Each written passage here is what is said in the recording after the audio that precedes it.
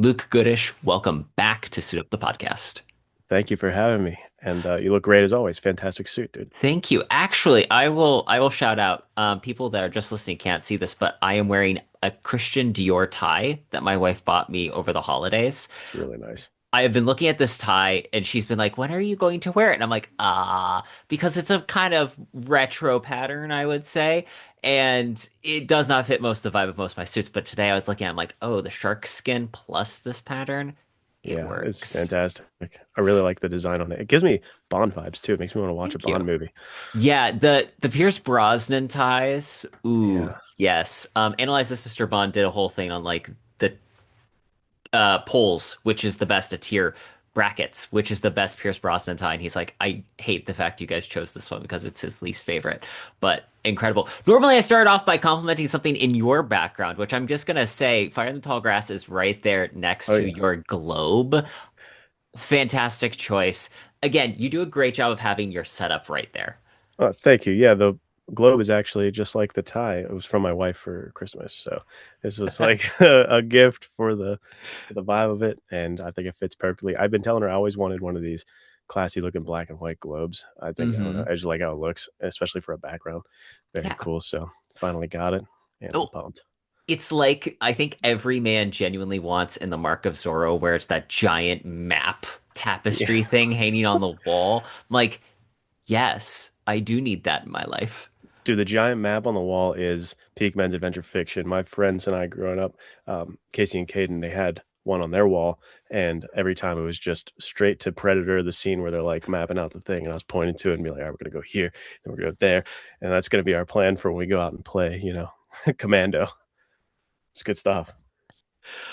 Luke, you have got a new book on the horizon, Odyssey of Fire. I was so excited to read it. No joke, one of the top, at most anticipated reads of the year for me Thank you. because Fire and Tall Grass was fire. No pun intended. It was just a solid, amazing read. Odyssey of Fire does a great job of taking the adventure pulp that you understand of Noah Redford and kind of doing the Batman Begins of him, stripping down to basics and giving us the origin story without feeling like a heavy-handed origin story. What went into the decision of, you know what? Noah Redford, we need to know who this man is a little bit better because that's a risky proposition Yeah. when it comes to literature or characters of any kind. Yeah, it is. It was definitely something that I'm still like, ooh, is that going to pay off? Or are people going to be like, what is this? Because, like, up front, it is so different than Fire in the Tall Grass. It is just, Noah Redford is not the same guy in it. It's not the same type of story. Hmm. Like you said, I appreciate the analogy of Batman Begins because that's really, I like that movie. It's cool. That's a good way of looking at it is you're stripping this character back to before he is who you saw in Fire in the Tall Grass. And I guess what drew me to that is the counseling background for me and kind of what Hmm. we all talked about when we talked about serious characters. And I'm interested in Noah Redford in different uh, stages of his life. I want to see the Hmm. different types of Hmm. mindsets he's had and how they've grown and intersected with each other and what influenced him. That's why I'm really interested in taking it back to this younger version where he wasn't really solidified. And then I'm Hmm. also very interested in the death of Noah Redford. I want to see him like Hmm. at the last days. So I think it was that. It's just like I want to see the different psychology of this guy Hmm. plopped in different zones because I know I've been a different dude now as Yeah. compared to who I was in high school or who I'm going to be in a couple years. You know what I mean? Hmm. K.M. Weiland wrote a fantastic book on creating archetypal character arcs, and her whole premise was that a character's arc fits within like different age stages fit really well into different types of archetypes because we think of the hero's journey and that's like the atypical guy in his mid 30s ish. But there's Hmm. also the king story arc where Right. it's he comes into I now have responsibility. There's the youth archetype where they are becoming who they are and solidifying their character. And I just thought it was fascinating. There's even the death portion where essentially you become it's the Obi-Wan um story arc where you Yeah. go from being the wise man who guides and teaches to ultimately sacrificing yourself for the greater whatever. I Right. just think that it's fascinating how our life cycles tend to mirror those types of story arcs. And I love that in Odyssey of Fire, you're really giving us, it feels like a Louis L'Amour novel. I told you I that appreciate that. I put it in a audio reader that I have that That's right, so wrong, cool. and different as far as AI. It had John Wayne's voice That's so cool. licensed officially, and I'm like, Yeah. this is genuinely amazing because it also feels like a super Louis L'Amour style book in a lot of ways. So much so that my wife, who also reads Louis L'Amour, was in the other room. I had it just on speaker, and she's Uh, like, "What's that book you're listening to? Is it a new L'Amour?" I'm like, "No, this is Luke's next book." that's so cool. I appreciate that. That's because I mean we all know he's one of my heroes. Like I emulate that guy probably too much, but I think Yondering really Hmm. stuck out to me in my head of like, man, I wanted to see Louis do like a full novel like that, like one of those. It feels like Jack London almost, but with Louis. Hmm. That's what Yondering felt like, a Jack London story written by Louis L'Amour, but it's a collection of short stories where him kind of semi autobiographical versions of him traveling the high seas and working as a longshoreman and stuff. And I really, really liked that, and I think a lot of the DNA of that came into play for Noah in this story and kind of the backdrops of this story and being on the high seas and Roman, his brother, kind Hmm. of sea wolfish and like that Jack London-esque Yeah. vibe, and kind of this other figure. Because again, going with the psychology of people and Hmm. identifying our characters, I wanted to give him a few characters to go up against so that you could Hmm. see and he could define who he is and who he is not and what he likes and what he doesn't like about certain aspects and the individuals he comes across in the Hmm. story. Well, that's part of the thing that happens in that early stages of adulthood is you start delineating more and more of who is my distinct character. And I think Yeah. that's where it's interesting because I know just you mentioned your friends briefly. There's Casey is still obviously he's one of the Yeah. Veritas guys. Like it's cool that you're still friends with him because I think that's the tough thing about childhood friends in some ways is because you as a character are not so readily defined yet into who Right. you solidify as an adult sometimes those earlier attachments or relationships are harder to keep because the dynamics of what made that relationship work change as you change. Right. Yeah, well said. And that is what it's got to be hard about. And I know it was going through it, but I feel for the kids going through it now. It's hard because some of these relationships dissolve for no Hmm. real ill will or anything like that. It's not even something you really understand, but it's exactly what you're saying. It's just like, oh, I realize that portion of my Hmm. personality wasn't so much what I like. It's more this. And so we kind of drifted and I found my people, you found your people. And yeah, I remember Casey and I have been friends since third grade, and there was a point where he went this way and I went this way, and we were not talking for a little bit, and we had like a very awkward interaction in a school bathroom where we both walked in at one point, and it was like, "Are we friends? Are we not? I don't know." And luckily, we reconnected after high school and got to rekindle that because um, if you can keep a friendship for that long Hmm. and It's you've worth it. developed so much together. Yeah, it's like one of the best things you can have in life, and I'm super grateful for that. But yeah, certainly, um, when you're going through school, you're going to be several different people, and you're going to be trying out different personalities. I know I did. It's like, oh, am I a skater like Casey? No, I guess not. Am I a preppy guy? I don't know. Like, just trying to figure out what to do here in high school. Really, the question is Noah a preppy guy or is he a skater? Oh man, yeah, that is the question. I don't know. I know the answer to that one. Yeah, I think that you did a great job of writing something that genuinely feels timeless. And that is a huge thank you. hallmark in my mind of good fiction. And I think that Odyssey of Fire is very well written. It's a great story. It's a good adventure. I love that Noah meets these various characters as he's going on his journey. Did you know that he had an older brother named Roman in Fire in the Tall Grass? Or was No. it as you were writing this, you're like, oh, he clearly has this big brother? Yeah, I did not know that. And I honestly like I wonder when. I mean, he was in chapter 1, so I don't know when I decided he had a brother, but I'm pretty quickly in this one was like, yeah, he has to have a brother. Probably for that very reason of like I want to know I want to be able to show him Hmm. pushed against a different version of himself so that he can kind of Hmm. define what I don't like. So I kind of always I think probably starting this draft out knew I needed a character like that. And Hmm. again, influences from our real life, Casey and Caden, those brothers, they could not be more opposite. Hmm. And it's that was always interesting to me of like, how do you grow up the same house, same everything? Hmm. You're very different people. And I found that interesting. And so I wanted to make that kind of thing happen with these guys where it's like they are clearly two different people and cut from two different cloths somehow. But yeah, Roman is actually going to be the lineage that leads to Thomas Redford. It's not Noah's kid. So Oh, yeah, that that was makes sense in a lot yeah. of ways. Yeah, no, that clarified a lot for me when I was like um, reverse engineering all this, and I was like, I think Roman is the one who ends up great great great grandfather to Thomas, not Noah. It doesn't make as much sense that way. When I was writing Mitch Mayhew, what clicked for me the moment I figured out who he was as a character was when I decided he was the youngest, he was the baby of the family, and he was the youngest son. And Yeah, that, because I come from a big family, my wife comes from a big family, even writing One Man's Treasure, a lot of it's between the two brothers' dynamics. yeah, Family dynamics just make so much of who we are, whether we realize it or not. I think it's absolutely. fascinating when you introduce that aspect into, because it makes a character feel more real too.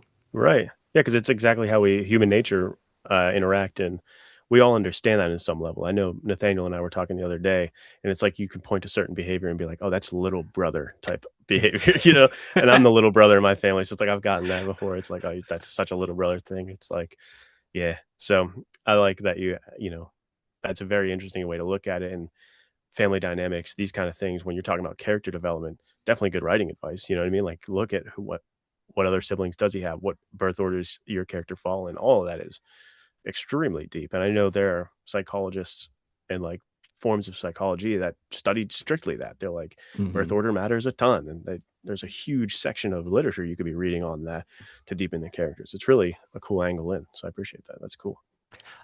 One of the other things I really liked about Odyssey of Fire is you really dig more into he's a boxer. And Yeah. I got Rocky vibes a couple of times. I heard dun dun dun dun dun dun dun Yeah. dun dun dun. And it's really fun. It's really enjoyable. Obviously, you pulled from your own experience with boxing. What was I'm trying to figure out the correct way of wording this question, but essentially for bringing in the boxing element, did you do any like background research into the bare knuckles and the earlier era of boxing? Yeah. Funny enough, it was like parallel coincidence type of situation here, but I was researching heavily this guy named Harry Greb. He's a boxer Hmm. from Pittsburgh. He's one of our like most iconic boxers, and he's from the same time period that Odyssey of Fire would be taking place. And I had like the 750-page biography on him that I was going through because I want to write something about Hmm. Harry Greb, like whether a novel or a screenplay. I would love to adapt his story. Mm. He's one of the most fascinating in boxing history. But I was looking into him at around the same time, so I think it enriched Hmm. the boxing because I could have just thrown in a very generic version of him boxing, but I Yeah. liked the barnstorming aspect and all the stuff that came from that biography, and realizing what a different wild time for boxing it was, where just like the traveling circus, you had traveling fighters who were like just putting up tents, fighting Hmm. city to city to city and stuff like that. So I think it was a happenstance coincidence that happened to paint that a little more richly than if I hadn't been also looking into Harry Greb at that exact same time. And I even wanted to shoehorn a way to put Harry Greb's name somewhere in it, but I couldn't do it. So I was like, forget it. But I read a book called The Heavyweight Kings, and it was mhm, just the history of each guy that's held the heavyweight title. that's And awesome. it was just genuinely fascinating. Like, I don't think that I've tried watching boxing a couple of times, Yeah. and I enjoy it to an extent, but really it's the story around it. It's the same thing as like watching the Last Dance Bulls Right. documentary. I'm like the story around it is more fascinating to me than the activity itself. But I watched a film, I think it's called Gentleman Jim. Errol Flynn stars as Oh, Jim wow. Braddock. Oh, And what? if you haven't seen it yet, I have not. 100% need to add to your watch list Yeah. because I we love all Errol need Flynn. more Errol Flynn in our lives. Yeah. That's so sick. Errol Flynn in a boxing movie. That's amazing. This is the greatest news of my life. But I was getting some of those vibes too in it. Like That's again, awesome. I think you did a great job of Odyssey of Fire fits in, has multiple different angles of if someone's looking for this type of story, they can lean into it. Yeah. It's just again, hats off. Great story. I really enjoyed it. Thank you. Yeah. And the boxing, I'm glad that that stuck out as was something because I think if we're well, I Hmm. consider myself a men's adventure fiction writer, and I look at this story and it's like not men's adventure fiction the same way Fire Hmm. and the Tall Grass is. So I was like, in what ways is it? I think it is like a boxing pulp almost. Like there's a lot more boxing in it. I try to do, to your point of Rocky, I try to do a training montage on page. I'm pretty sure you noticed which chapter that was, but I was like, I'm gonna try to make this work of a training montage intercut with his letters. And I was like, this may be the worst chapter of all time, but it could be cool. And I'm really hoping that it comes off like a Rocky Four montage. We're all trying to achieve the Rocky Four montage. Another We thing that all you are. included in this book is the romance Yes. between Noah and Rebecca.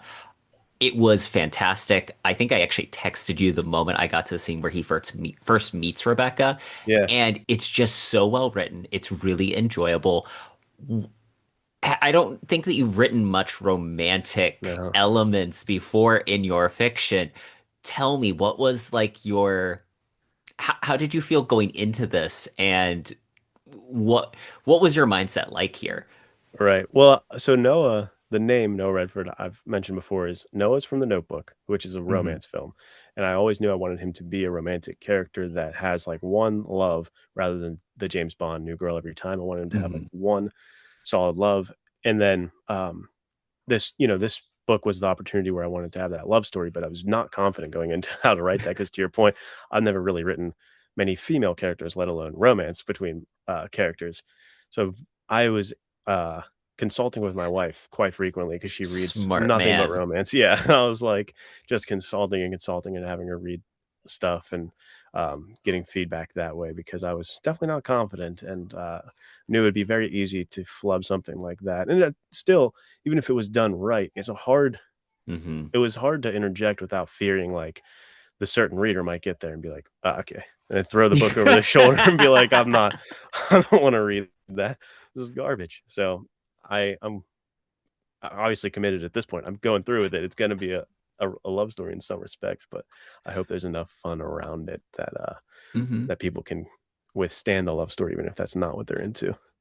I think so. For me personally, I've always found that a little bit of romance goes a long way. Yeah. A high value mark for me in a story is when I feel that there's sexual chemistry between the characters and that I feel the tension of will they, won't they. Yeah. It adds so much more. And I'm assuming it's because I grew up watching movies from the 90s and Yeah. that was like a hallmark staple of the AE, The Mummy, The Mask Right. of Zorro. These are the highest watermarks of fiction in my Truly. little brain. And I think that you carried it well. Like, again, it works phenomenally on its own. It fits well within the story. And I love that it sets up that they have a grand romance. Because Yeah. then continuing through with Noah's stories, he is committed to Rebecca and adores Rebecca. And you really get the feeling of where that started here. I appreciate that. Yeah. And I think that there's a lot of fun opportunities to continue almost like in sequel-esque territory with their Hmm. story because there's a lot of untied like loose ends there that um as Noah grows into a more dangerous, more competent person, so are like Jonah and some of the other characters that people will meet. And it's like it'll be cool to see if that ever comes back around. And I'm excited to, especially once we end here, I can talk to you a little bit about what Nathaniel and I were talking about of how to Ooh. potentially continue that. That mixes a lot of the Veritas universe. It would be very cool. So I am very excited. We will come up with some really good stuff here. I again, just Odyssey of Fire, people need to check it out. It's going to be available this Tuesday. I'm I think this is your best book. Like genuinely thank you. telling you, I think it's the best written. It's just phenomenal from end to end. And it fits all of the its adventure, but I think that it hits that line of like a good Louis L'Amour novel. This is good literature. So I I want to appreciate give you that. huge compliments on that. Thank you. Yeah, I really wanted this to be a good look at the character since I don't think I'll have a few of them, but obviously his mainstay is going to be Fire in the Tall Grass type stories. But I Hmm. want a few chances to slow down, and it may be a big risk, but I'm hoping it pulls off for some people like that. This is a more character driven version of Noah Redford, and I'm super happy to hear that you found some entertainment value in it and thought it was well written because you're like the key reader. You know what I mean? You're like the I told you before, like you're the I'm writing for an audience of two with you and Nathaniel sometimes I feel like, and I need you guys to enjoy this, and I love that that you did. So thank you, Where'd the title Odyssey of Fire come from? Nathaniel. So I uh I thought I was gonna do like a fire in the tall grass. I was like, I'm gonna have to do like a fire in something. And I Hmm. had a working title of Fire in the Hollow Heart, which became a chapter title for one of the chapters. Hmm. I think maybe that montage chapter, but it like just didn't work. I was like, it sounds like a Hallmark movie or something. I was like, I don't know about that. And then he was like, it's not in the same Hmm. style of title, but I feel like you've been calling it Americana Odyssey and stuff on Instagram and referring to Hmm. the Odyssey aspect of it. It'd be too good not to have it just be called like Odyssey of Fire. And I was like, yeah, I can't not title it that. After hearing that, it's like, oh, I gotta do that. So we're just gonna abandon the fire and the whatever. It's Odyssey of Fire is too good. So that it came from Nathaniel, and I appreciate him for changing me off course of that Hallmark title that would have just tanked everything, tanked the series right out the bat, right I as we think got started. it works really well. And what's funny is when you say Odyssey, I think the thing that my brain immediately jumps out at is this does have elements of the Odyssey, but not because of Odysseus. Noah reminds me of Telemachus Oh in a yeah, lot of ways because he starts the book with, I mean, it's not really a spoiler at this point because it's the first page. His yeah, mother's dead. right, And it's that sense of when we start in the Odyssey, Telemachus or Telemachus, however you want to pronounce it. Welcome to the year of the Odyssey by Christopher Nolan. I can't wait for it. so But pumped. in that story, we start with him questioning, is his father dead? And then that forcing him to basically grow up. Yeah, And we kind of have a similar thing here where because Noah is literally burying the past and he's forced onto this journey of discovery and adulthood, it's very similar to the Odyssey in that element where I think Telemachus has this young, he's a youth, he's right. beardless, and he's discovering his who he is and who his legacy is. And you kind of get that same thing with Noah confronting his past, confronting his brother, and choosing the man he is going to become. I really enjoyed that. That was awesome. Thank you. This is why I love your take on all genres and story. I could listen to you talk about books and stuff all day. This is fantastic.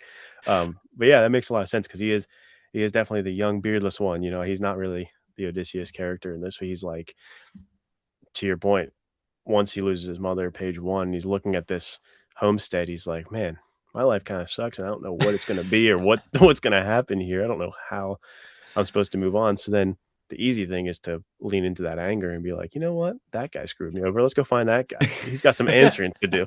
And so it sends him on this whole trip where he thinks he's, settling up with the past, but then he finds his future and finds what he wants and realizes that it's definitely not the past where he's going to get the answers of who I am. It's in that fight forward. So I'm excited to write another one of these types of high adventure versions of Hmm. him, knowing the character a little bit more. It'll be cooler to have like a deeper knowledge myself, knowing he has a Hmm. brother now.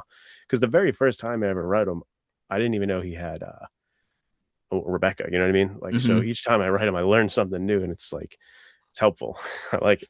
It's kind of like that concept of the one of the fragments of Heraclitus is no man steps into the same river twice, for Mm, the river is not the same, nor is the man. I think that writing our characters is a similar thing, where yeah, story is a constant stream. And so every time we step our feet into it, we have brought a different concept to the character, but the character has also been moving in some real time and aging with us in some right. ways. It's brilliant, dude. This is why you're the man. I love this stuff. But yeah, you're right. I mean, think about the lives we've lived in between writing each book of ours. We're not going to be the same writer, and the character is going to, in some ways change, and it's a living thing too. Anybody who's been a writer has gotten to that point where you're like, I was supposed to write this in the outline, but then we got here, and the characters seem to do something else, and now I have to go this direction. Like there is something, an alive balance there with the real character and where you are in life, and that's why I do enjoy series characters much more than I thought I would Hmm. writing them. I really like returning to this guy. I am really excited for all the Noah Redford we get. Admittedly, I am really looking forward to the next high adventure one, but Yeah, Odyssey of Fire is genuinely good fiction with a capital F. thank And you. that's good in this context. Right. Um, One thing that just pivoting slightly here in our conversation, you have had a video go bonkers on your YouTube channel. Yeah, what's up with that? Congratulations. Thanks. Tell me a little bit about what went into this video and how well do you respond with the comment section is full of Henry Cavill's a therapist? Question mark. Henry Cavill light. And my favorite, I didn't know Henry Cavill was cosplaying as Indiana Jones to be my therapist. This wasn't in my bingo card. So many of these genuinely are amazing. They fit so well. I was giggling scrolling, but it's a genuinely good video. So tell me Thank a you. little bit about what went to that. So I had like I've been just throwing up random videos on my personal channel every once in a while if I had something strike me or something, kind of using it as like a journal in a lot of ways. I don't really Hmm. do thumbnails even or really put too much effort into clickbaity titles or anything. There was a time where I was trying to build up that YouTube channel, but I'm just not with Veritas and stuff. I'm not really Hmm. pursuing that. So I just kind of made another one of those. Like I had something on my mind from a couple sessions that I had recently in counseling with people where I noticed this pattern. And I was like, I don't like this. That I feel like this is something that is scary to me with younger generations. And essentially it was that I fear they're giving up like how long they're willing to struggle Hmm. with something before they're like, nah, I'm gonna quit that. That sucks. And so I made this video just like like I was saying, as like this personal journal thing, and I threw it up, and it has gone bonkers. It has like 300,000 views, which I was not expecting. Like obviously, I wasn't expecting that. I get like in the hundred ranges usually, so this is not normal. And it's the similar thing that happened with Yukon Cornelius, and it's Hmm. something that is if anyone's too hyper focused on their like metrics and being an influencer, I have nothing to do with this. It's literally you get chosen by the algorithm or you don't. I have Hmm. nothing to do with this. Don't think it's any kind of like personal achievement on my end or any kind of personal lack in your character. It's nothing to do with that. It's a super random luck thing. But yeah, you're right. The comments think I'm Henry Cavill, which is again to the point of the videos that we see are not reality. Not one time in my life have I ever been compared to Henry Cavill. Not one time. And in the comments, it's about every other comment is Henry Cavill. And I don't get it. I don't look anything like him. He's about 100 pounds heavier of muscle. He's got black hair. He's got blue eyes.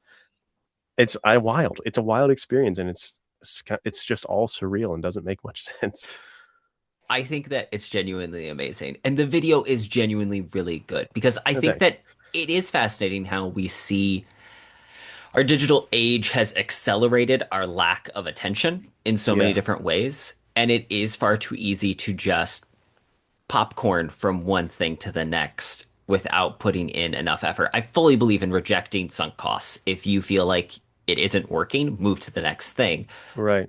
But you also need to keep in it long enough to find out if you did enough effort. And that's where so often we jump the ship before we should.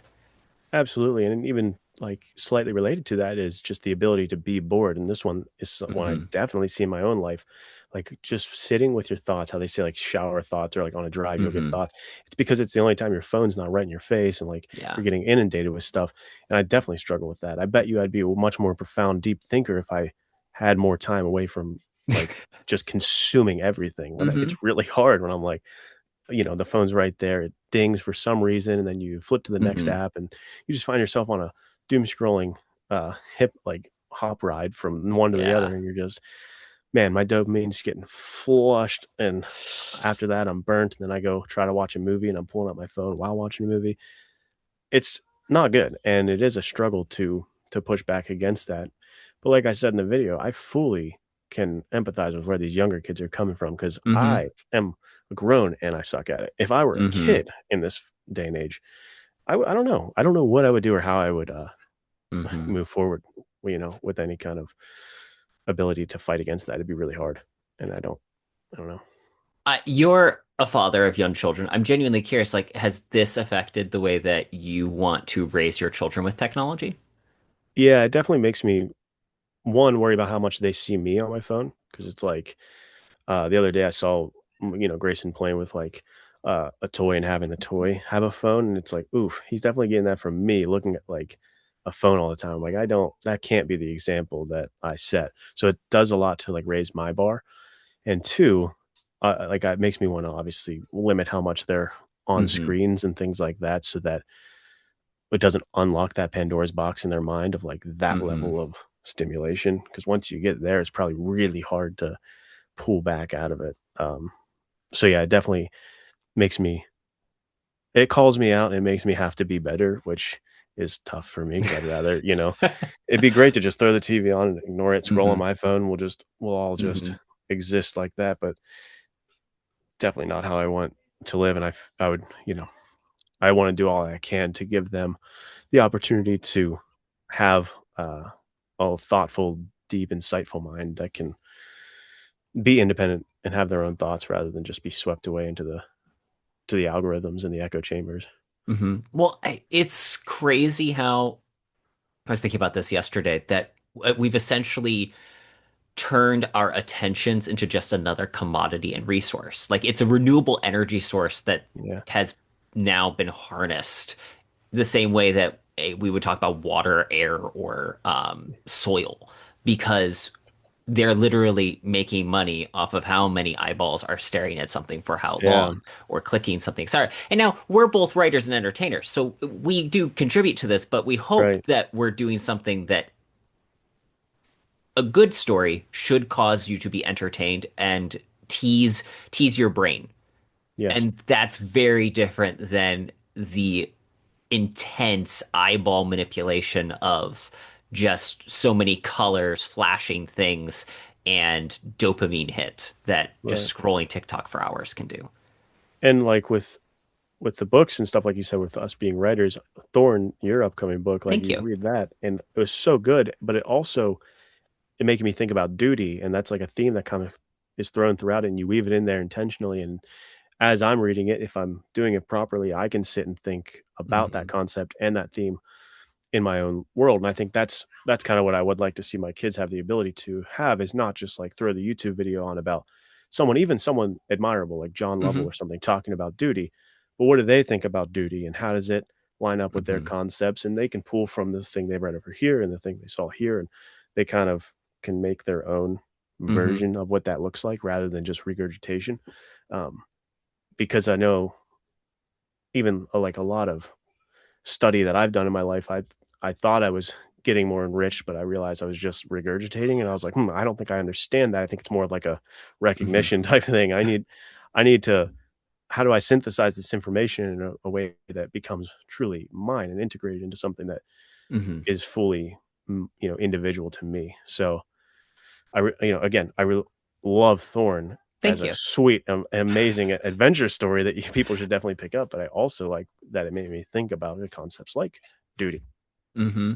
Well, and good fiction should do that. And actually, to your point, I think that's the issue that writers can really come across in a lot of ways, where I'm sure you've seen it if you just scroll and you find random person's Indiana Jones ripoff Hmm. that isn't a synthesis of anything. It's literally just the regurgitation of all the other tropes you've seen. Right. Whereas Noah Redford, Ethan Kane, these are types of characters that are syntheses of other things. Like you haven't just tried repeating what someone else has done. You have genuinely taken disparate elements and you've made it something fun and unique on its own. Yeah. Thank you for saying that, because I mean, my whole life I've definitely been fighting that regurgitation reflex, because I've been writing this boxing story since I was in third grade with Casey, and you bet your bottom dollar it was just Rocky for the like first 15 iterations of it. And I was like, was this slightly different enough? No. Is this slightly different enough? No. Like, this is just Rocky. Stop doing this. And so, uh, yeah, there's definitely still a reflex in me to like, oh, I love Hmm. that. I want to do my version of that. That's never where the best writing comes from. You know what I mean? It's like, it's when, to your point, you synthesize it, it becomes something new, and it becomes something that is just genuinely yours and your own. It's like David Morrell's quote where he says, "You could be a second-rate version of somebody else, but be a first-rate version of yourself." Yes. I love that. It's like the more we can do that, the more we can have our unique story. Hmm. That's what works. And Indiana Jones himself, wasn't he a synthesis of all these Yes. other things? So Hmm. it's it's good advice and something to be intentional about. That word intentionality is like one of my favorites in this day and age. Yes. I feel like intention is like if I'm picking this is the word that I want to define my 2026, it is Yeah, intention because it's far too easy to simply live in a constant state of reaction where this stimulus, that stimulus, and then you just start bouncing, ping-ponging wherever you see signal, and then you yeah, just create more noise rather than steadily moving on with this is what I want to do. And right. I want to give you huge credit because I think that things like the Yukon Cornelius going viral, the video going viral, these are things that exist because you have been consistently refining who your voice is, what your presence is, and that is attracting people rather than simply chasing this trend or that trend. Thank you. Yeah, and to that point of like chasing signal, I'm not going to be changing up, and now I'm going to focus on YouTube. I'm going to do the same thing. I'm not going to make another video until something, but Hmm. I'm not going to try to capitalize in any way. I don't because like you said, it's too easy to bounce from this to that. Do I want this? Is this what people want? I Hmm. know what I want to do, whether it's successful or not. That's how I want my life to go down.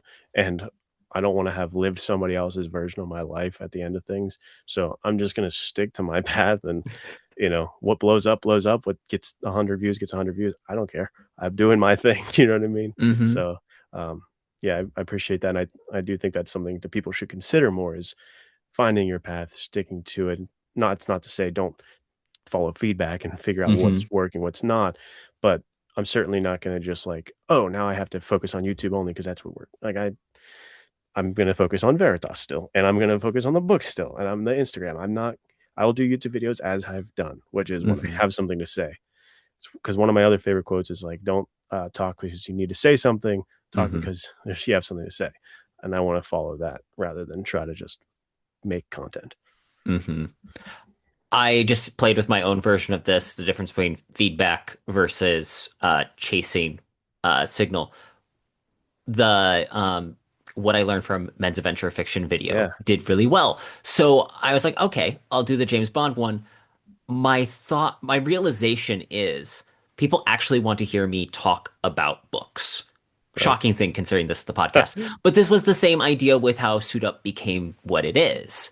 Instead of it becoming me trying to do something complicated that I thought would appeal to people, I realized people were most interested when I was talking to other writers and talking about stories. So I leaned Yeah, into this is a podcast about talking about stories. My Instagram page was originally just the podcast and then a couple other things. And I realized people are more interested in, they want to hear me talk about books, my writing, and a podcast in that order, not right. podcast, books, my writing. Yeah. Yeah. And being able to look to your point at what people want and making it work within your framework and staying Hmm. true to what you want and what you see for this as well. That's where the real real synergy comes in is when you can Hmm. make the right corrections, roll with the punches, pull back on certain things if it makes sense, push harder on certain things, if you're good with it and if it lines up with your intentions. But yeah, you definitely don't want to be the one just chasing trends and doing whatever you can to go viral because in the end Oh, it's all it's, so fake that people think I'm yes. Henry Cavill. I'm not they don't know they don't know me in the slightest. It's not what you think it is. It's nothing that's going to be satiating to your soul. The internet is a funhouse mirror in Oh so yeah. many different ways. It is exaggerating of anything and everything. It exacerbates the worst of our characters. And I can honestly say, like, I appreciate that it gives me the ability to do stuff like this. It gives us a lot of range and freedom to connect with people, at least on a surface level. But Yeah. it's also given the opportunity to connect in deeper levels. I would consider you and Nathaniel good friends at this point. Yeah. And I think I know you guys reasonably well Right. given the fact that most of our interactions are digital. And that's Yeah. really neat that we do have that ability to do that. It's simply be aware that that's not the surface level of every interaction you're going to have online. Right. Yeah. It's the exception, but it is a tool. And when used correctly, it's so powerful. Like what we've all built together with Veritas. Like you Hmm. said, we not until I meet you at Pulp Fest and realize how jacked you are will we see each other in person. And it'll be like we're best friends. It'll be like we've known each other our whole lives. Because that's how it was when I met Nathaniel. We had never met in person. And we met and it was just like, that. And so it's really cool when it works out. You just have to remember that it doesn't always work out like that. The internet's a weird place and Hmm. don't get too far on one side and don't get too far on the other. It's like this is a this is a detached thing and you can use it how you're going to use it and you have a much more say in how you use it than you think. So Hmm. again, intention. Just use it with some intention. Speaking of Veritas, this year, you guys have recently announced Men's Adventure Fiction May and a couple of other projects in the works. Do you mind sharing a little bit about that with the audience? Yeah, so you can go on our Substack to get the list of what we're going to be doing, but we're going to have the Western collection come back. We're doing your swashbuckling September Yes. idea, so we'll get So some excited. swashbuckling collection, and we're going to be doing the noir November again. So we've got those mainstays, and Men's Adventure Fiction May is open for submissions right now, and you're the previous winner of Men's Adventure Fiction May.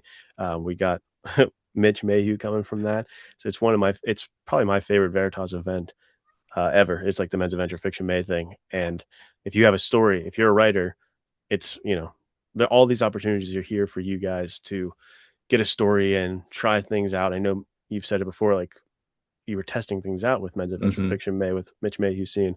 It's a good place for that. If you're like, oh, I've always wanted to try that genre, but I'm not really sure, write that Hmm. submarine story or whatever. Like it's a good place to throw things at the wall because we want all kinds of fun, adventurous stories. And that's where Hmm. you don't have to get too caught up on, okay, what is adventure? Don't think about it too much. Just just go ahead and write something that is fun and has some action in it, and it will be what we're looking for. We just want good, fun stories. So, yeah, if you want to see more information or anything like that, go to the Substack. I'll link Um, it in the show notes too. cool. Yeah, Pulp Pipe and Poetry is the Substack, and the post on there talks about how we want to pay you. And so we want to pay authors because often, as especially as indie authors, you don't get paid too often. So we love, even though it's not huge money yet, we love that we can try to give Hmm. people that opportunity to go pro in a way, like have a real deadline with some money on the table. So I'm excited to see what stories come from this year. I'm really excited. It was such a question. Like when I entered last year, I 100% thought that the top four were going to be just collected in anthology. Mm, And that was my expectation. I was like, oh, cool, they'll do that moving on because you guys had put out Fighting Half Man before. yeah. And I was like, oh, it's probably just going to be another anthology collection moving on with life. And then, no, you guys didn't do that. That would be the easy option. Instead, you guys did these beautiful paperbacks for each and every story. And I think it immediately set you guys apart from being just another anthology publisher and instead really staked your claim on we are publishing men's adventure fiction like they used to.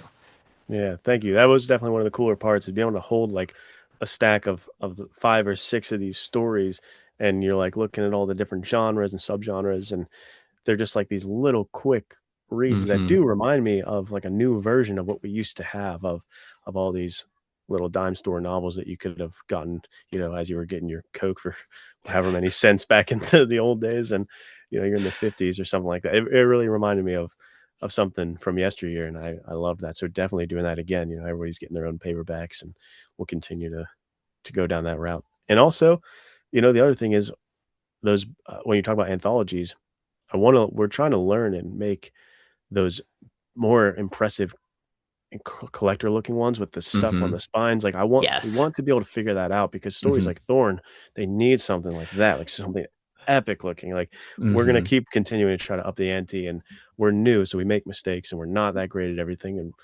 we're learning. But it's exciting to do this and to grow and to see what else will come from it. And and that's what I'm saying. This is what I love to do. I'm not gonna Hmm. stop working on that to go make YouTube videos. Like this is what I want to do. Hmm. This is the stuff. I remember I had a podcast episode with Roland Hume, friend of the show.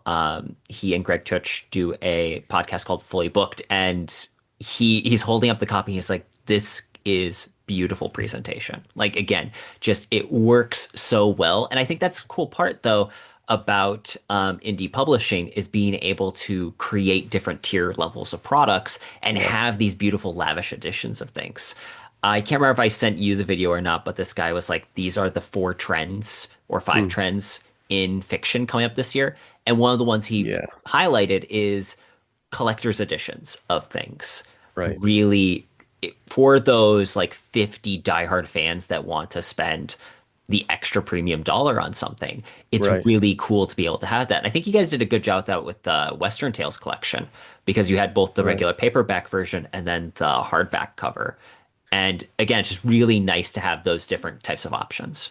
Yeah, I agree, and that's why we want to learn how to do even more lavish ones because I know Hmm. as a as a fan. I would be that kind of fan who wants the Yes. really all bells and whistles on it type of edition. And what I also find cool, and then we'll have to talk to the writers like yourself and stuff like that, is I know I have some deleted scenes or different characters or Hmm. alternate endings. I would love to throw that stuff in there because it does remind me. I think the video you Hmm. sent said it in this way, where it's like the bonus features on DVDs. I Yes. love that stuff. Oh, And and like, especially in books. yeah, like in books, that version of that would be so sick. Like I want that. Hmm. I want a bonus behind the scenes edition where you're getting the different rewrites or, just explaining different parts of the story that were cut out or alternate versions. I think it'd be cool.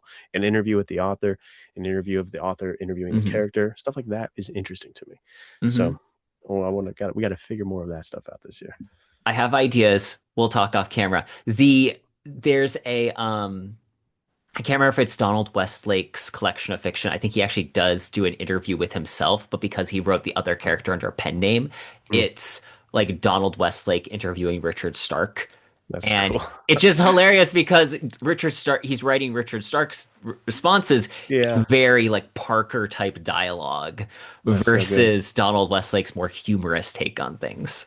That's so cool. I knew that must be what I was thinking because I was telling Nathaniel about that idea, and I was like, I think there's a noir author who's done this, where he like interviewed his character or something like that. But that must be what I'm thinking of because I remember hearing It might something be he about interviewed this. Parker. Like, in fairness, as you're Yeah, saying this, I'm like, maybe I'm the one misremembering it. you probably remember more correctly than I do. You're the knowledgeable guy here. I'm the dunce cap. I don't know what I'm talking about, but I do vaguely remember someone doing that. So I think it's such a cool idea and something that I would like to do, at least for my own edification of what it would look like to interview Noah Redford. I 100% think it would be entertaining to see you interview Noah Redford and then read Nathaniel interviewing Nate Colt or Sal Coltolino. Yeah, The the dynamic there would just be fascinating. that would. I agree with you. That's a really fun thing that is definitely on the 2026 checklist for us. You guys have also been doing the Men's Adventure Fiction podcast. At this point, you're how many weekly episodes? Like you've done Oof, I don't know. a 70 weekly something? podcast for a while. Hats off because that is not Thanks. an easy feat. Yeah, it's been like 70 some, I think. I should know, but I don't.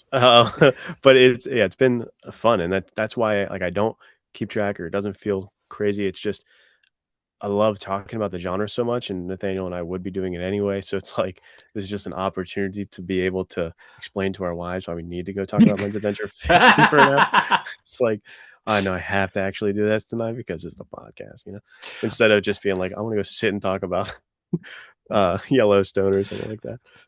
There was a meme that I saw was like there is no in Western culture, masculine culture, there is no higher honor than I have been asked onto the podcast. Yes, it is. It's like being knighted of some kind. Else do you guys have on the horizon for Veritas this year? I know you've been teasing out a screenplay. What can you tell us Yeah. about it?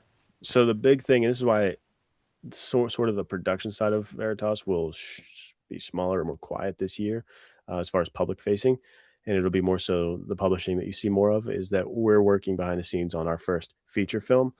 And Congratulations. thank you.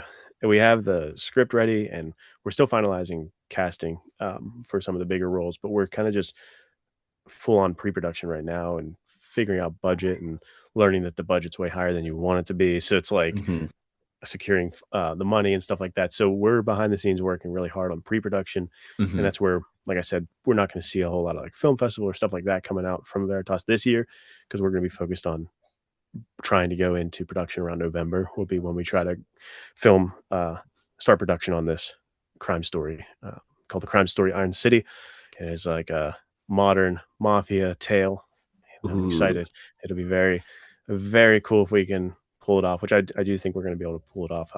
We've astonished ourselves thus far, so we just need to push up the ante a little bit more and keep pushing it. It'll be really cool to see what we can do with this feature film. I'm really excited because you guys have again and again hit it out of the park between the film festivals, your writing, the publishing. It's been really exciting seeing Veritas have this upward trajectory, and I'm excited to see what you guys do. Thank you, man, and thank you for being a part of Veritas and being one of the actual Mount Rushmore guys right now, just crushing it. You keep coming out with the coolest stories that definitely help out because Veritas would be nothing if it wasn't for having the good fiction to back it up. So Thank thank you you. for writing such good fiction. I'm just trying to keep up with you, Nate, and Jeff. Like at Yeah, this Jeff point, you is guys are impossible to keep up with. grinding. Jeff is the man. Jeff has story after story after story. So it is exciting times. And by this time that this comes out, we'll be Hmm. promoting that Jeff and I have a double feature coming out Yes. together. So I'll be on the books with him. We'll have a book with two of our stories, or one of his and one of mine, two Westerns. So I'm honored to be working with the man himself because he is the workhorse, man. I mean, he cannot keep up with his pace. He's impressive. So impressive. I feel like I'm the slowest Veritas writer out there for sure. I've got to be. I don't know. I'm pretty close there with you. Nathaniel and I are going to be doing a similar project with revolving around crime fiction. I think Yes. we're a little bit slower in the process than you guys at this point, but I'm really excited. I think that, again, this is an interesting idea that is just Mhm. so unique, and I love that Veritas is doing it. It's fun to play around with this stuff, especially with your friends and you're having a blast doing it. You know what I mean? This is the grown-up version of the map on the wall. I'm gonna go Yes. here, and then you're gonna go there, and then we're gonna do this. Except now we have the chance to make money at it too, which is Right. more fun. It is more fun. This is exciting stuff. And the more we can make money, the more we can do it. And Mhm. the better suits I can wear. Mine's from Goodwill, so we can change that. We can, it would be good stuff. I love. There's a quote by Walt Disney. We don't make movies to make money. We make money to make more movies. Exactly. That And is I, right I there, dude. that's what we're doing with these projects is Yep. it's hey guys, if you enjoy these books, if you like Fire in the Tall Grass, if you can't wait to see Luke's feature film, get a copy of Odyssey of Fire. You will not regret it. Yes, thank you for the plug, and that is 100% it, dude. This is all to feed more exciting fiction. You know, this is just a cycle. I'm excited to see it just grow and grow. And the bigger budgets, the bigger Mitch Mayhew films, we can get ourselves on a, Oh yes. we can get ourselves an actual play, like a buy plane. You know, this is what we're shooting here for, guys. So you gotta buy Unwanted Passenger right now.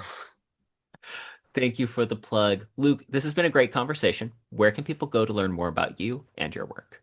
So you could go to at ls underscore author on Instagram or ls author on YouTube, and then my men's adventure fiction podcast with Nathaniel Hummel. You can find that on anywhere you find podcasts. Those are the mainstays. And Substack is the pulp, pipe, and poetry. So if you want to learn Mhm. about where to get involved with Veritas, that's probably the best way to do that. But other than that, yeah, just keep watching Terrence's show. I'll show up more often. I'll try to show up more.